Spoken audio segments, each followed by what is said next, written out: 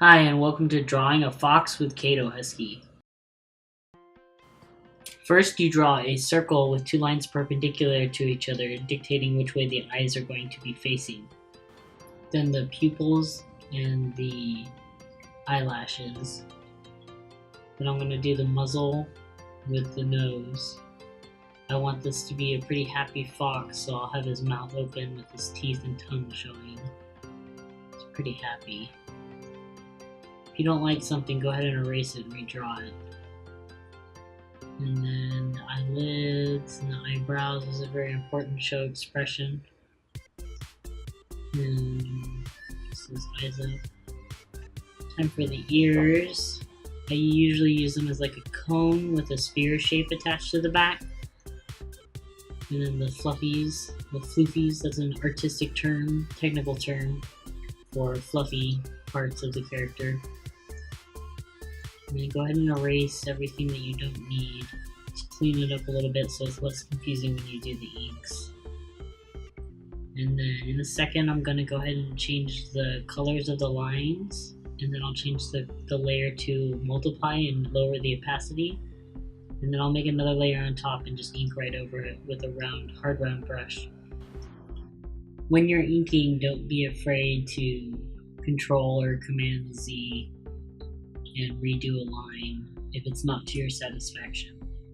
And feel free to stray away from the sketch if you feel like it'll improve the overall quality of your piece.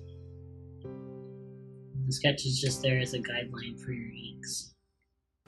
If you're following along traditionally, you can always ink over your sketch, and then after your ink is dry, depending on what kind of ink pen you're using, you should be able to erase the pencil lines underneath. Feel free to add little details that make your character unique. Like, does your character brush their hair a lot, or are they kind of scruffy and dirty, or mangy, or gruff, or tough? Like, what kind of fox is this? Like, just think about it. Like, this is a pretty happy fox, happy-go-lucky. So, he's a little bit fluffy too. In a second we'll start coloring. Usually I select the background and then make an inverse selection just to select the whole entire character. Then it's time to get your paint bucket tool and start filling in colors. I usually lower the opacity of the line art a little bit to help me visualize where the colors go. I never pick absolute white for my whites because it's harder to shade absolute white, and for my blacks I never pick absolute black. I usually put some color in there as well for the same reason. It's hard to shade, it's hard to do lighting on them and have it turn out alright. I picked orange to go with the blue because they're complementary colors and it looks pretty good together.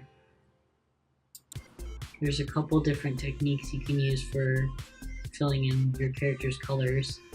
You can draw in the markings or you can use the lasso tool. I've done a combination of both on this piece, whichever is more convenient for you. I'm not digging the white on top of the eyes, so I'm going to undo that and try something darker using the lasso tool to fill it in. I think that looks better.